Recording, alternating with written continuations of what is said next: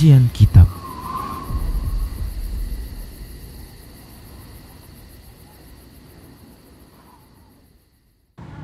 Bismillah, assalamualaikum warahmatullahi wabarakatuh.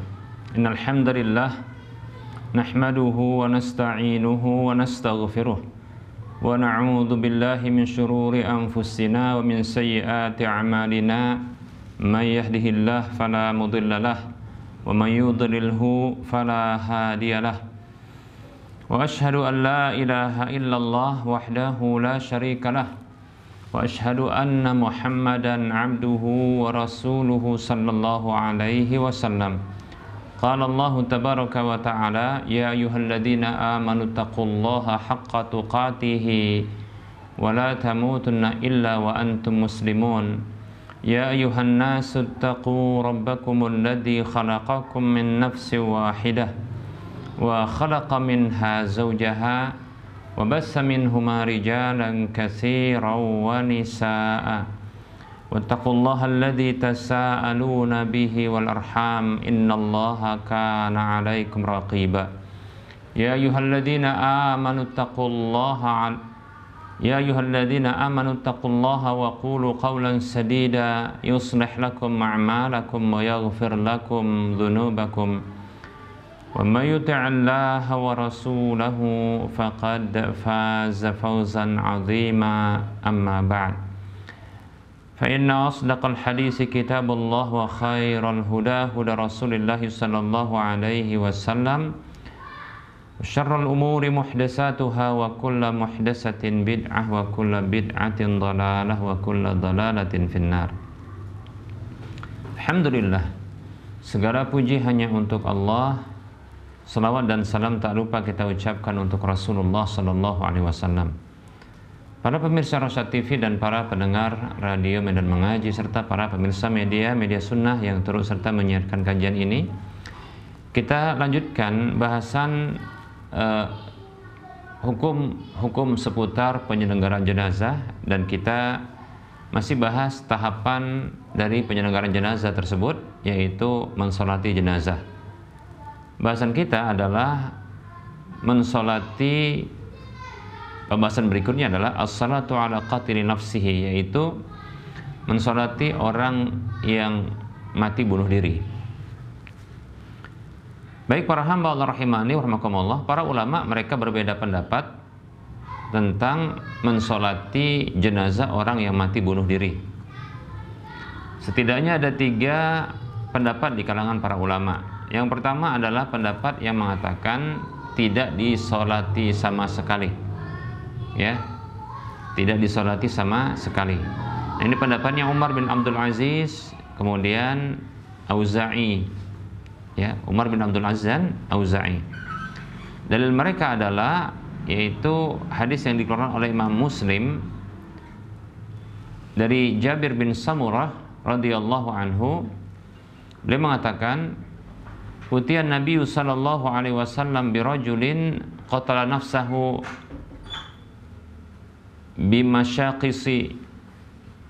bimasyaqisa falam yusalli alaihi. Pendapat yang pertama mendasarkan dengan hadis yang berikut ini, itu hadis dari Jabir bin Samurah radhiyallahu anhu yang mengatakan didatangkan kepada Nabi sallallahu alaihi wasallam seorang laki-laki yang mati bunuh diri. Yang mati bunuh dirinya adalah dengan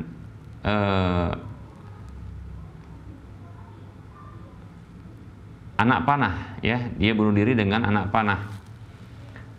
Lalu Nabi Shallallahu Alaihi Wasallam tidak mensolatinya. Nabi Shallallahu Alaihi Wasallam tidak mensolatinya. Demikian hadis riwayat Muslim. Pendapat yang kedua, ya, pendapat yang menyatakan bahwasanya disolati, ya, tetap disolati. Nah, ini pendapat Hasan Al-Basri, Ibrahim An-Nakhai, ya, Qatadah, kemudian Malik, Abu Hanifah, Syafi'i, dan jumhur para ulama, ya, rahimahumullah. pendapat ini menjawab hadis yang digunakan oleh pendapat yang pertama, di mana Nabi SAW tidak mensolati orang yang membunuh dirinya. Itu sebagai bentuk peringatan bagi orang yang melakukan, ya, atau sebagai bentuk peringatan, ya, dari perbuatan seperti ini, yaitu membunuh diri. Namun para sahabat mensolati jenazah mereka. Nah, ini sebagaimana dalam pembahasan orang yang mati dalam kondisi, ya, punya hutang.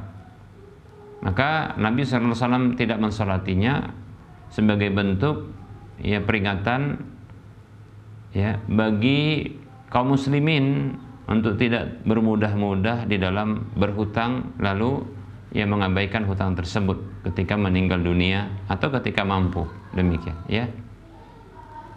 Namun Nabi SAW tetap memerintahkan, ya, untuk mensolati jenazah tersebut. Sallu ala sahibikum, salatilah sahabat kalian ini.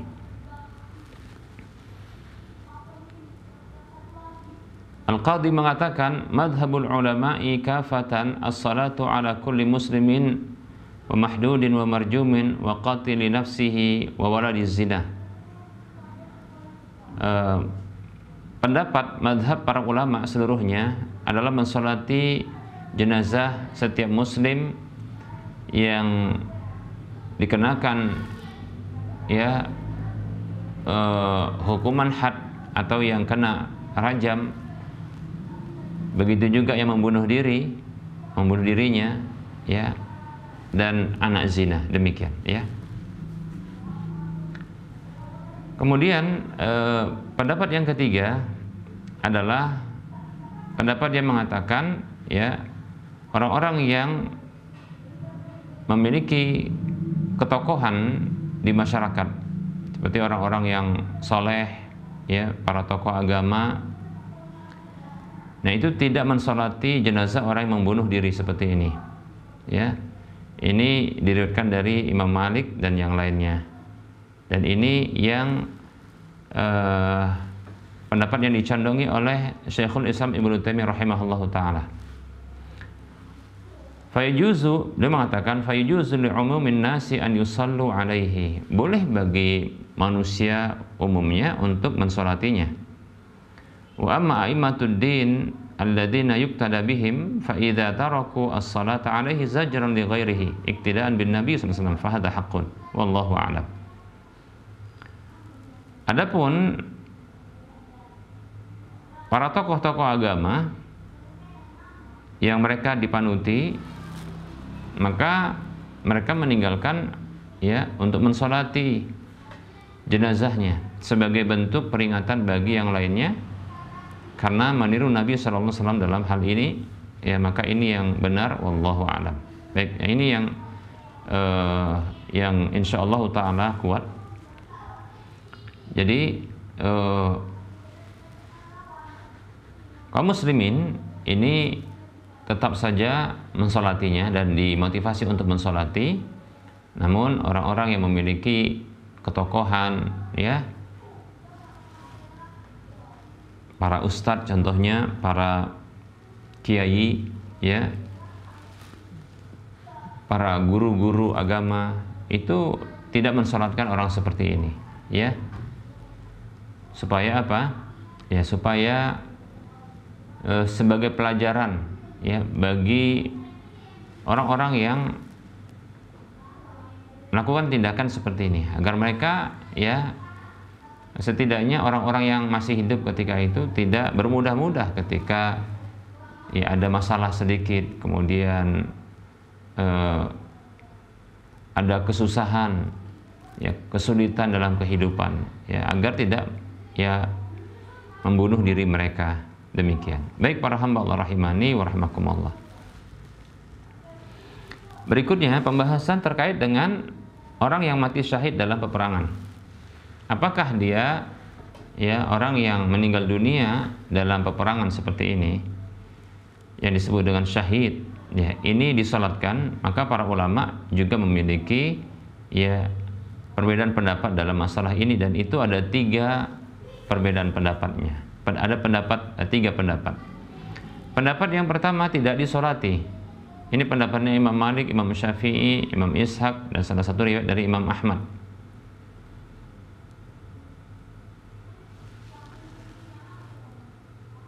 Di antara dalil yang dijadikan hujjah untuk pendapat ini adalah hadis yang diriwayatkan oleh Imam Bukhari dari Jabir radhiyallahu an, ya, yang menceritakan tentang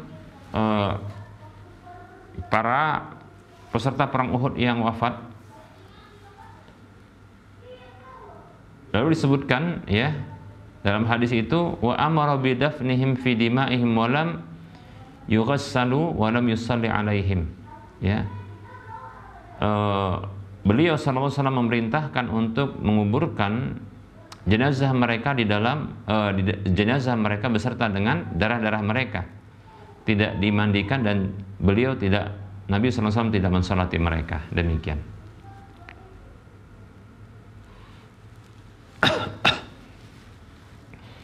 Begitu juga ada hadis Anas bin Malik radhiyallahu anhu yang diriwayatkan oleh Imam Abu Daud, Al-Hakim, Baihaqi, ya. Dan nanti ada tambahan sedikit dalam riwayat ini, bahwasanya, ya, para syuhada Uhud, yaitu orang-orang yang meninggal dunia dalam perang Uhud, itu lam yughassalu, tidak dimandikan, wa dufinu bidima'ihim, dan dikuburkan beserta dengan darah-darah mereka, wa lam yusalli alaihim, dan, ya, beliau tidak mensalati mereka. Dalam riwayat Abu Daud ada tambahan ghairu Hamzah, ya, selain Hamzah. Baik para hamba Allah rahimani wa rahmakumullah. Kemudian ada hadis yang lain, hadis yang dikeluarkan oleh Imam Muslim dan At-Tayalisi dan Imam Ahmad serta Baihaqi. Sahih hadisnya dari Abu Barzah, ya, tentang kisah terbunuhnya Julaibib, ya, radhiyallahu anhu. Abu Barzah menceritakan radhiyallahu anhu, fawada'ahu ala, ya, sa'idaihi laisa lahu sarir illa sa'idai an-nabi sallallahu alaihi wasallam, ya. Qala fa hufira lahu atau fa hafara lahu wa wada'a fi qabrihi wa lam yadhkur atau lam yudhkar ghuslan, ya. Abu Barzah menceritakan, lalu beliau sallallahu alaihi wasallam meletakkan, ya, pada lengan beliau, itu mungkin kepala beliau, ya, yang tidak memiliki tempat tidur kecuali, ya, lengannya Nabi sallallahu alaihi wasallam. Ya, kemudian Abu Barzah menceritakan, lalu, ya, fa hufira lahu, ya, dibuat liang kubur untuknya, wa wudi'a, kemudian diletakkan, ya, fi qabrihi, dalam kuburnya, walam yudhkar ghuslan, dan tidak disebutkan, ya, di sini, ya, dimandikan, ya. Nah, di sini tidak disebutkan dimandikan. Kalau dimandikan saja tidak, apalagi disolatkan, mungkin begitu, ya. Baik para hamba Allah rahimani wa rahmakumullah. Kemudian pendapat yang kedua, pendapat yang mengatakan masih wajib disolatkan, ya, jenazah orang yang mati syahid, ya. Pendapat yang kedua, wajib masih disolatkan orang yang mati syahid itu. Ini pendapat Imam Abu Hanifah, Sufyan Ats-Tsauri, Sa'id bin Musayyib, Hasan Al-Basri, ya. Dan ini pendapatnya Ahlul Baitnya Rasulullah SAW. Baik para hamba Allah rahimani wa rahmakumullah.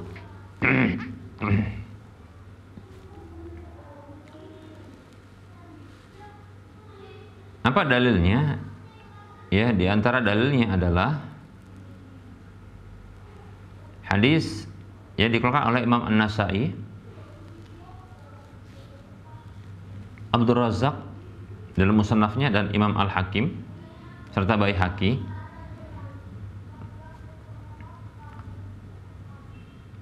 yaitu dari Shaddad ibnu Al-Had radhiyallahu anhu, anna rajulan minal a'rabi jaa ila Nabi sallallahu alaihi wasallam.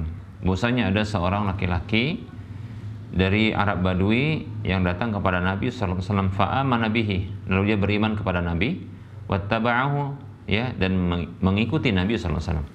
Ya. Dalam hadis tersebut, ya, disebutkan fala bisu qalilan summa nahadu fi qitalil adu.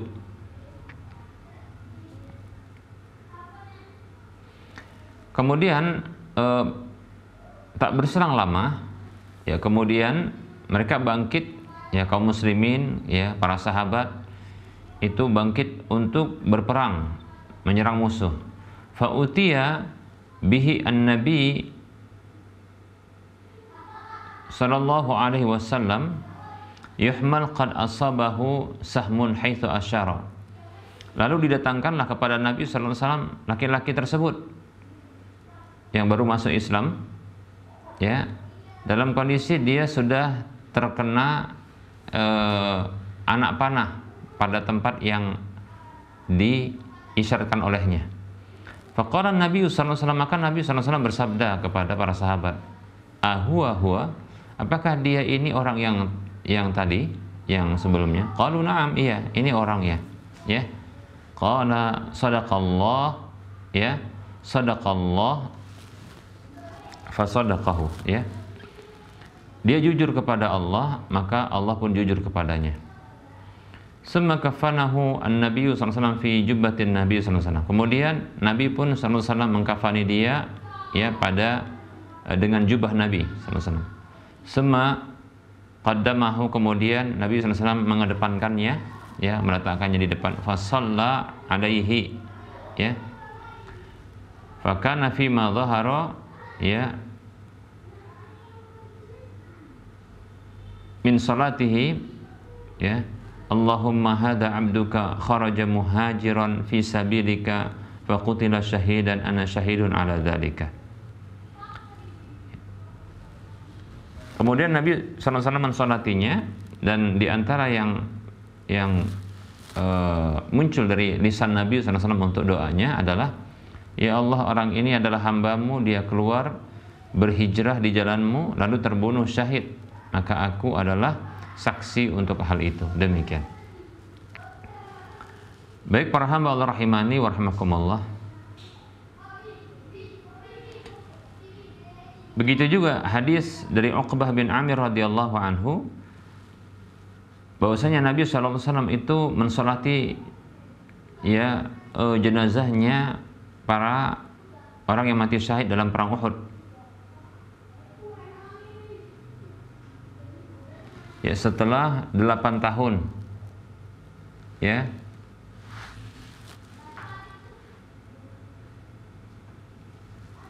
baik para hamba Allah rahimani wa rahmakumullah. Ini sebagaimana yang diriwayatkan oleh Imam Bukhari, Imam Muslim. Kemudian pendapat yang ketiga, bahwasanya boleh melakukan dan boleh juga untuk ditinggalkan, ya, apabila, ya, ada orang yang mati syahid lalu disolati, maka itu bagus, ya. Namun apabila tidak disolati juga bagus. Ini pendapat Ibnu Hazm, ya, dan juga ini pendapat salah satu riwayat dari Imam Ahmad, dan ini pendapat yang dibenarkan oleh Ibnu Qayyim al-Jauzi rahimahullahu taala. Wallahu a'lam, ya. Karena dalil-dalil yang muncul dalam masalah ini adalah hadis-hadisnya itu sahih semuanya, ya. Nah, ini menunjukkan bahwasanya memang Nabi SAW itu pernah mensolati jenazah, ya, orang yang mati syahid, dan pernah juga tidak mensolati jenazah orang yang mati syahid. Artinya Rasulullah pernah melakukan pensolatan jenazah orang yang mati syahid dalam peperangan, tapi ada juga riwayat Rasulullah juga tidak mensolati. Maka silahkan, ini tentunya amal yang baik, ya. Jadi kalau mensolati tidak masalah, tidak mensolati juga tidak masalah. Demikian. Mengapa demikian? Karena orang yang mati syahid ini sudah bagus meninggalnya, ya. Orang yang mati syahid ini sudah bagus meninggalnya. Jadi kalau mau disolati ya itu menjadi pahala bagi orang yang orang yang mensolatinya, ya, menjadi pahala dan tambahan pahala,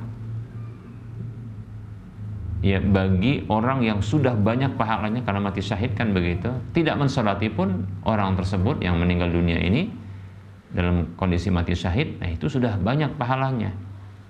Demikian, ya. Baik para hamba Allah rahimani rahimakumullah, ini pendapat yang insyaallah taala kuat, ya. Baik para hamba Allah rahimani rahimakumullah. Namun perlu kita pahami bahwasanya ada istilah mati syahid yang bukan mati dalam peperangan. Ya, seperti contohnya adalah orang yang mati dalam kondisi tertimpa reruntuhan, orang yang tenggelam, ya, orang yang terbakar kalau tidak salah, ya. Kemudian wanita yang meninggal dunia karena hamil atau melahirkan, ya. Begitu juga wanita atau orang yang sakit perut, meninggal dunia karena sakit perut, dan seterusnya, yang juga disebut dengan syahid oleh Rasulullah SAW. Maka syahid-syahid yang selain orang yang mati syahid dalam peperangan, maka ini tetap wajib bagi kaum muslimin untuk, ya, memandikannya, kemudian mengkafaninya dan mensolatkannya seperti jenazah-jenazah yang lainnya. Wallahu ta'ala alam. Baik para hamba Allah rahimani warahmatullah. Nah, berikutnya kita akan bahas adalah mensolati, ya, jenazah orang yang gaib. Gaib itu maksudnya bukan setan, ya, atau jin. Maksudnya adalah mensolati dengan model salat gaib, nah, gitu, ya. Apa maksudnya salat gaib? Yaitu mensolati seseorang itu dalam kondisi dia jenazahnya tidak ada di depan, tidak ada nampak di depan, ya, disebut dengan gaib.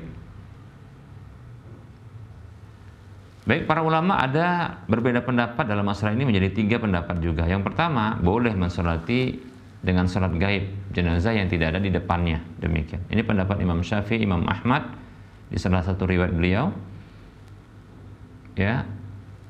Dan dalilnya adalah Nabi SAW, ya, pernah mengumumkan kematian Najasyi di hari kematiannya, ya. Kemudian fakharaja bihim ilal musalla.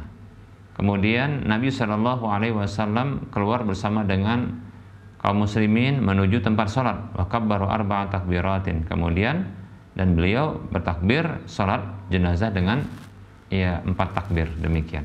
Sementara Najasyi ada di Ethiopia, ya.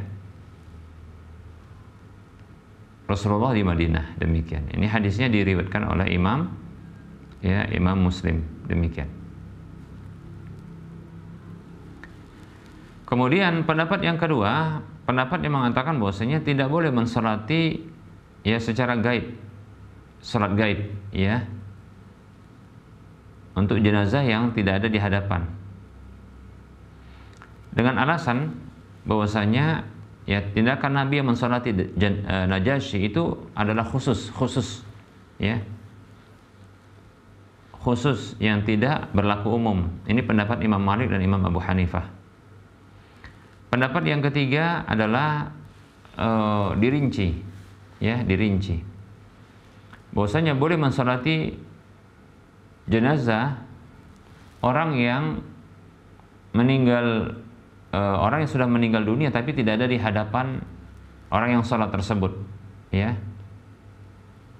Boleh untuk mensolati jenazah, ya, orang yang sudah meninggal dunia, yang dia ketika meninggal dunia tersebut di satu tempat yang belum disolati oleh seorang pun,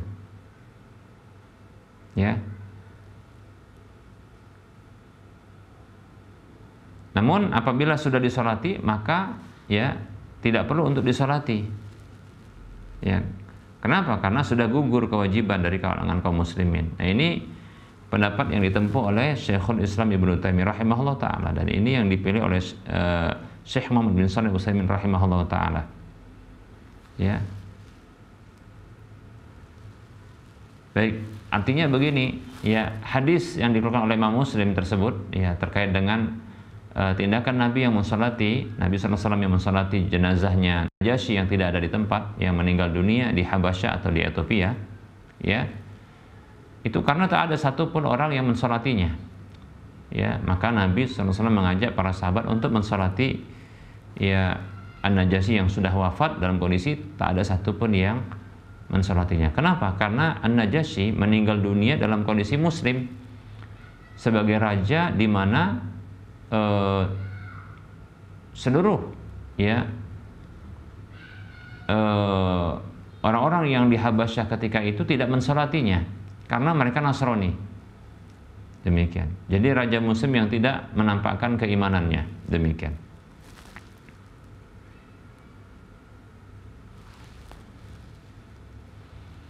Baik, para hamba Allah rahimani wa rahmakumullah. Ini barangkali butuh kita betul merinci. Pendapat ini pendapat yang kuat insya Allah. Tapi yang dimaksudkan di sini para hamba Allah adalah, ya, memang jenazah-jenazah kaum muslimin yang meninggal dunia dengan dugaan atau keyakinan kuat bahwasanya belum disolati. Seperti contohnya adalah seorang yang meninggal dunia, contohnya, ya,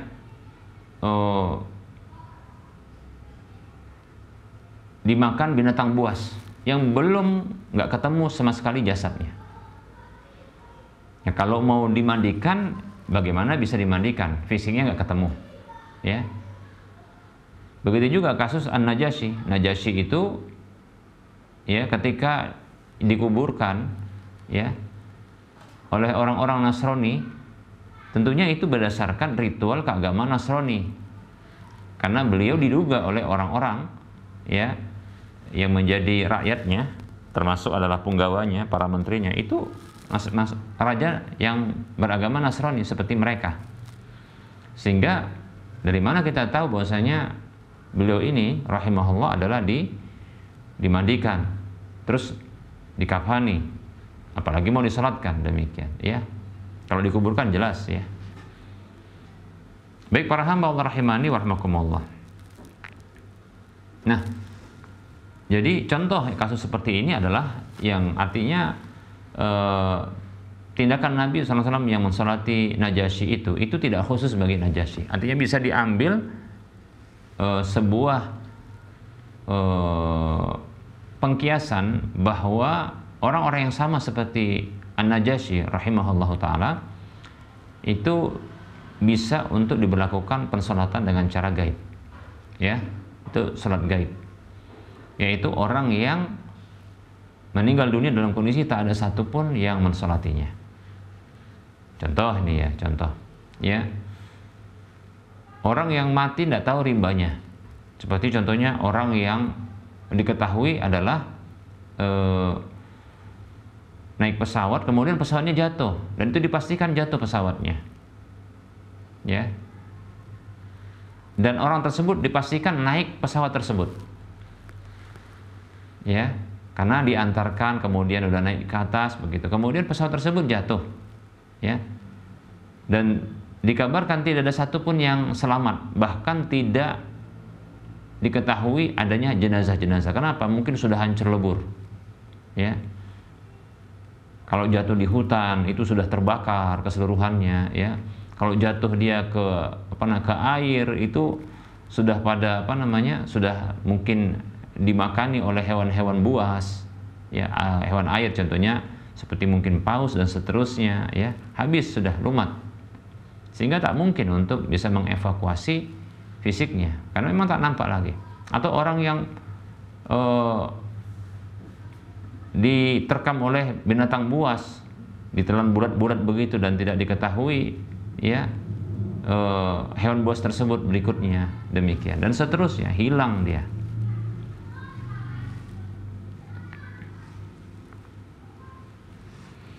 Atau contohnya ya, ada orang yang diculik, terus ya tidak tahu dikemanakan ini jasadnya, ya demikian. Maka bisa diberlakukan hal seperti ini, yaitu mensolati jenazahnya dengan cara gaib. Ya, karena sama kondisinya seperti Najasyi rahimahullah, yaitu meninggal dunia dalam kondisi tak ada satupun orang yang mensolatinya. Maka silahkan dilakukan salat gaib untuk jenazah tersebut. Ya. Dan boleh berjamaah seperti yang dilakukan oleh Nabi Shallallahu Alaihi Wasallam.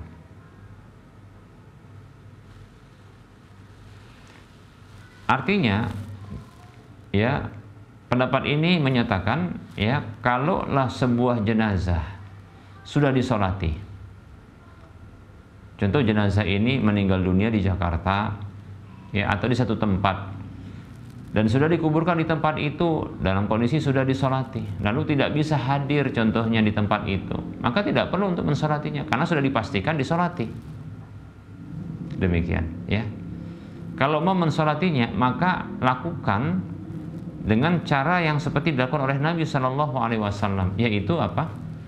Yaitu datang ke kuburannya, lalu mensolati, ya dengan sholat gaib di atas jenazah, ya di atas jenazahnya, maksudnya di atas kuburannya.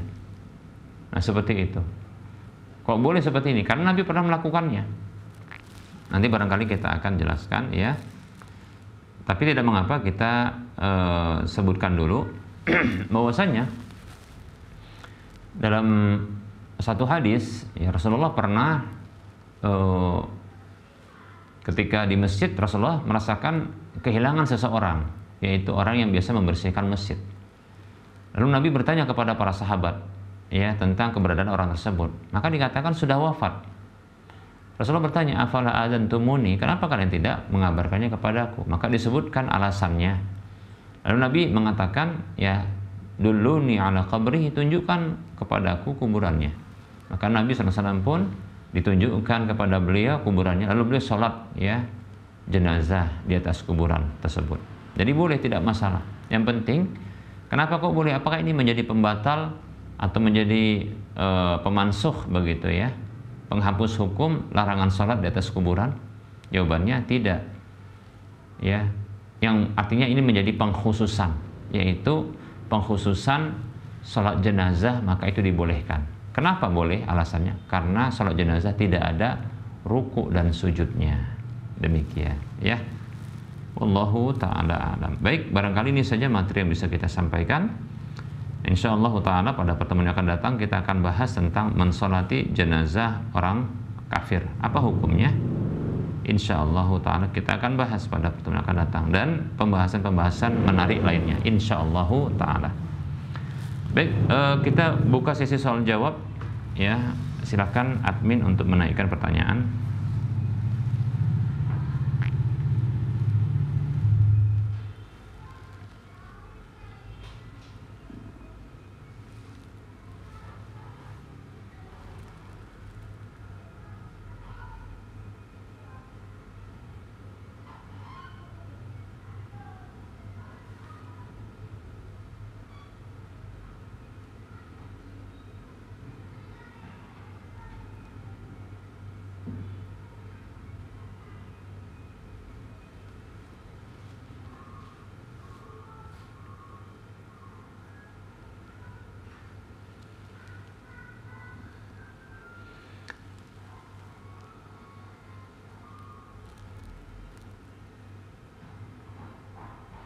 Ada pertanyaan, assalamualaikum warahmatullahi wabarakatuh. Ustaz mau nanya, saat ini saya punya anak kecil berumur 1,3 tahun, 1 tahun 3 bulan. Namun qadarullah istri saya sudah 1 bulan ini telat haid. Perhitungan telat sudah 1 pekan, dan sudah coba tes pakai tes pack dan hasil garis 2, yaitu positif. Namun saat ini istri saya keadaannya risau, gelisah karena mengingat kasihan anak masih kecil, dan dia berusaha untuk minum obat pelancar haid. Namun belakangan ini, ya, saya lihat lebih berupaya untuk minum untuk pelancar haid dengan tujuan menggugurkan. Pertanyaannya, apakah boleh dalam syariat seperti itu? Ya. Dan apa yang harus saya lakukan? Solusinya Ustaz. Jazakallahu khairah.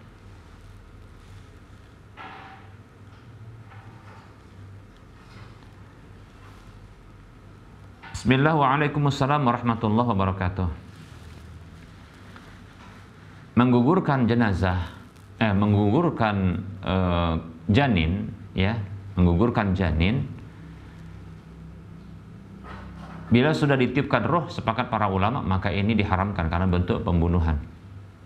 Terjadi perbedaan pendapat di kalangan para ulama apabila janin tersebut belum ditiupkan roh, ya, belum ditiupkan roh, berarti kurang dari 4 bulan, ya, kurang dari 4 bulan, pas sepekan atau barangkali 1 bulan, ya. Nah, para ulama berbeda pendapat. Pendapat yang kuat, wallahu ta'ala alam, asalnya tetap diharamkan, ya, karena dia punya juga hak keberlangsungan untuk hidup, ya. Setidaknya ini dibenci, perkara dibenci. Demikian. Lebih-lebih apabila alasannya tidak tepat, ya, bukan untuk keselamatan dari janinnya atau keselamatan dari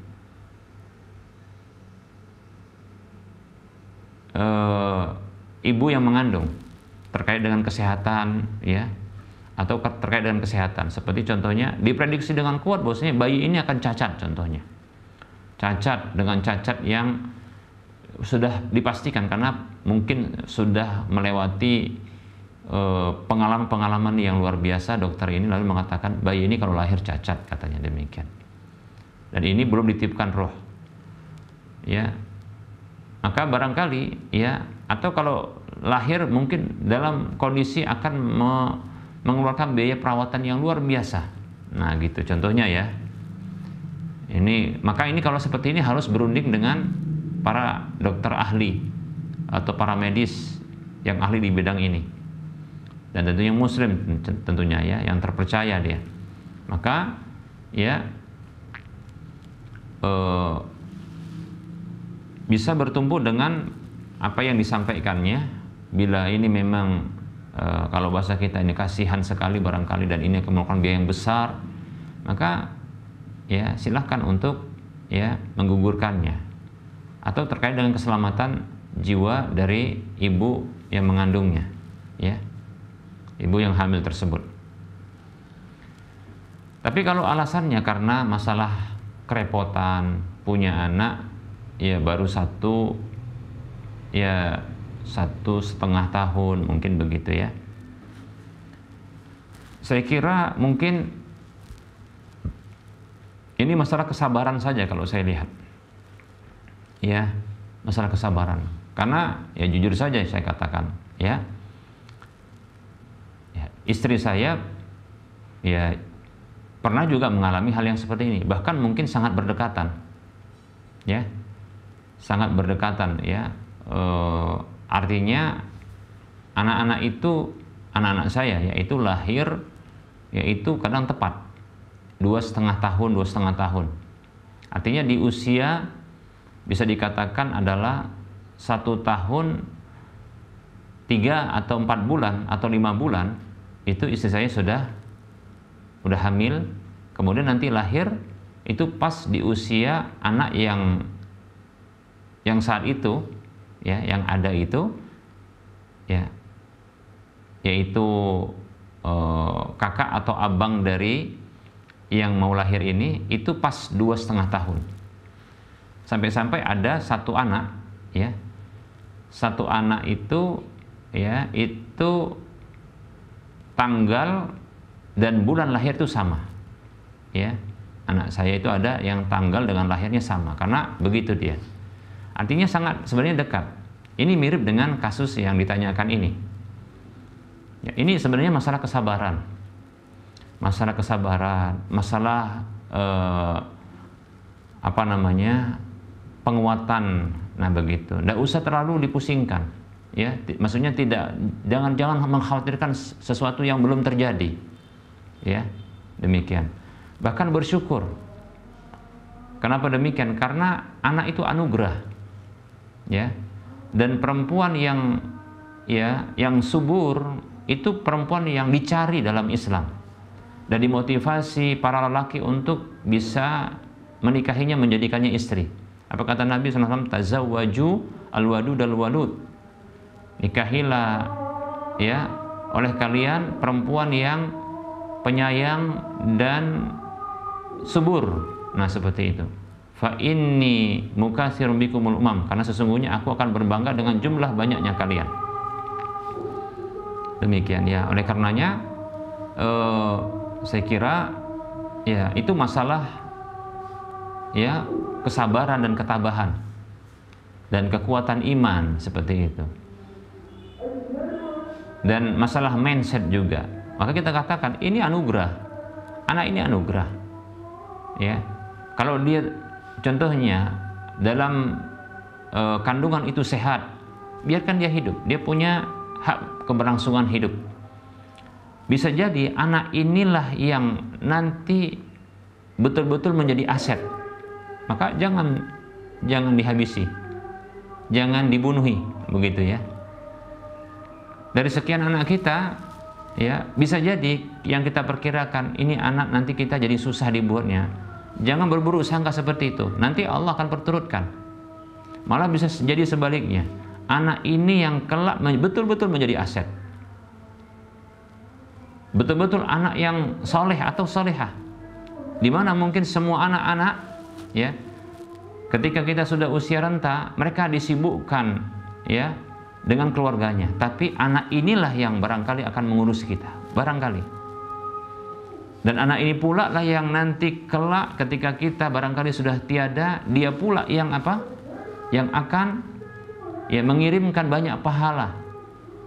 Yang betul-betul dia adalah aset akhirat kita. Nah, begitu.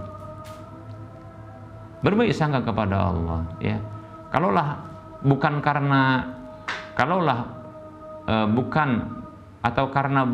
urusan atau alasan kesehatan, keselamatan jiwa, nah begitu ya, maka jangan digugurkan.